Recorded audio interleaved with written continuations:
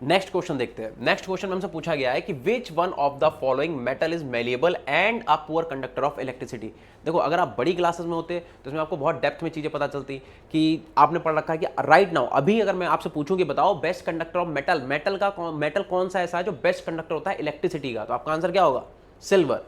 But मैं आपको बताऊं, आपने जो सिलिका सुनी है, सिलिका जानते हो? सिलिका मतलब हो गया SiO2। जो हमारे पास सिलिका होती है, रेत, रेत जानते हो? जो आपने कभी ठेले वगैरह पे देखा होगा कि कोई भैया जो होते हैं वो आलू भूंज रहे हैं या स्वीट पोटैटो भूंज रहे हैं, मूंगफली भूंज रहे हैं, उसी रेत की बात कर रहे हैं। अगर रेत को आप नॉर्मल आपसे पूछूं तो वो क्या है, तो आप बताओगे कि रेत is a best conductor of electricity. नहीं, हीट का बेस्ट कंडक्टर है। But at the same time आपको पता है कि अगर उसे नैनो टेक्नोलॉजी में या तो अगर उसे हम माइक्रोस्कोपिक लेवल पे जाके पढ़ते हैं तो हमें पता चलता है कि silica is a best conductor of electricity. But अभी फिलहाल हमसे ये नहीं पूछा गया। अभी हमें 4 मेटल दे रखे हैं, हमसे पूछा गया कि बताओ which one of the following metal is malleable and a poor conductor of electricity. तो आपने मेटल एंड नॉन मेटल की जो प्रॉपर्टीज पढ़ी उसमें आपने एग्जांपल्स पढ़ रखे हैं, तो आपको पता है कि आंसर क्या है? लेड। लेड जो है वो एक क्या है, बहुत ही मेलेबल होता है और इसलिए ये क्या है, एक पुअर कंडक्टर है इलेक्ट्रिसिटी का। इसका आप ऐसे समझो कि आपको याद है, आपको शायद नहीं याद होगा क्योंकि आप 2000 के बाद में पैदा हुए हो।